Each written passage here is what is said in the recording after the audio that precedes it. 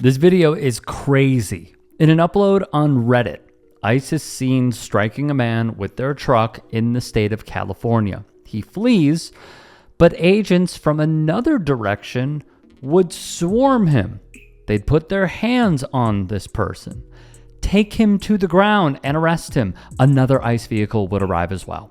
Yesterday in Rialto near Cardenas Market, a man running on foot was rammed at high speed by agents chasing him in their truck, sending him tumbling to the ground.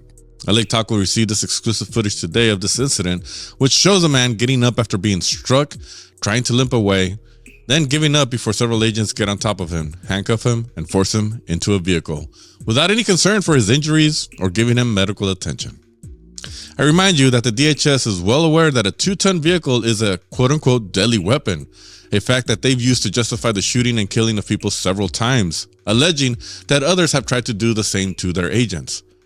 But when they do it to someone running on foot who isn't posing a threat, you won't hear a peep or acknowledgement from Trisha McLaughlin or the DHS trying to murder someone. Big shout out goes to Memo and LA Taco for their work.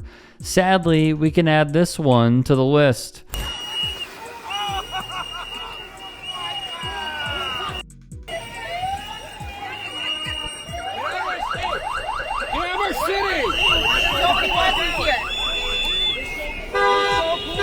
Move, goddammit!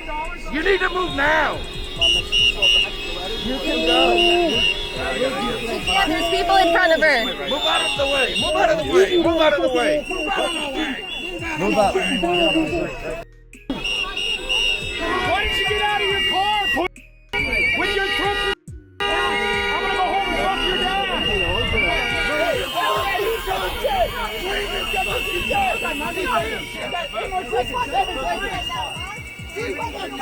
Get a new job, you Hey, watch where you spray that.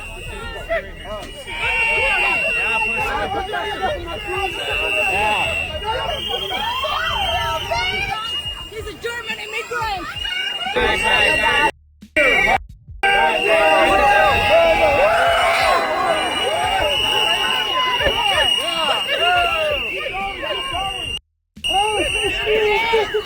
Oh, come on! Come on! Good fight, good fight. Everyone's here throwing shit. Yeah, we're good. We're good. Wait! Hey! Come on! Hey! I got you on video! I got your face, mother! I got your face, mother!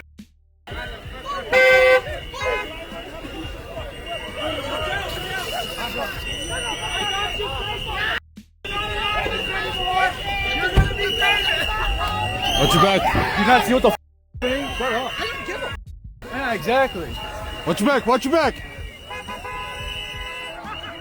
Another car. One more car. One more car. Great work on the ground here in Chicago by Status Quo News. Please support their work on YouTube if you can. One of those agents you saw would then try an attempt at an analogy. It's not terrorizing. I have friends that are on legal visas. Let me ask you something. Yeah, okay, we're not, those people on legal visas, we're not bothering them. But let me ask you this. You hang out at a bar, right? Everybody's drinking, having a good time. There's local cops outside waiting to catch a drunk driver, right? Are they terrorizing the bar patrons? No, they're doing their job. Just terrible. Ill thought out. But then again, Trump did say he loves the poorly educated. Okay. Gracias por Dios. Ten un día. Gracias por Dios. You too, you Nazi. Hey, easy, buddy. Huh? No, not easy. These guys are doing their job. And good for they them. still are. And they have They still status are. to be here and do their job, but there's a lot of people that don't. Hey, good job, buddy. Yes, sir. Your words hurt so bad. Big man, aren't you? Obviously you are. Hey, I have the homeowner on the phone right now. He's telling you to get the fuck off the property. Stay off the property. You get out of here.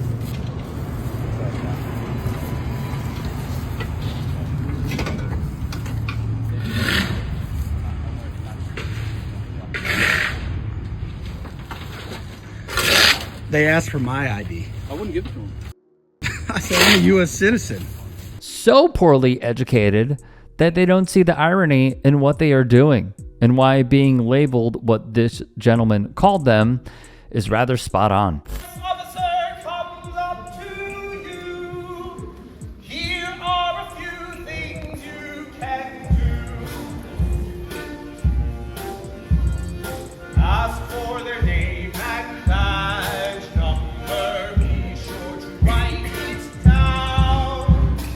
Ask for a warrant signed by a judge, which you won't let them in without. And don't say anything, don't sign anything, don't let them trick you into opening the door. Ask if you're free to go, ask for a lawyer, protect yourself and neighbors, and record. Everybody! Shout out to the Bread and Puppet Theater for this number.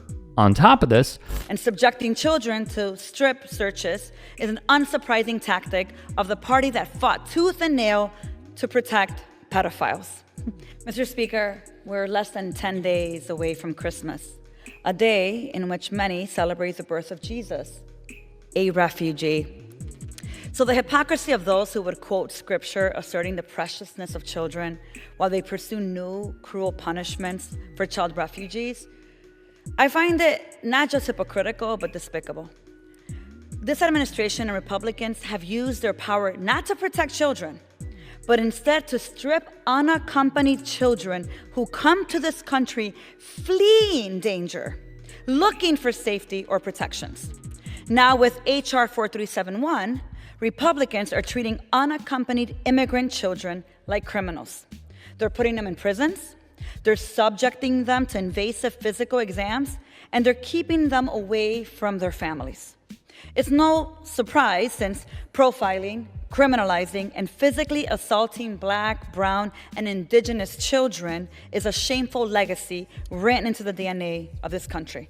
And subjecting children to strip searches is an unsurprising tactic of the party that fought tooth and nail to protect pedophiles.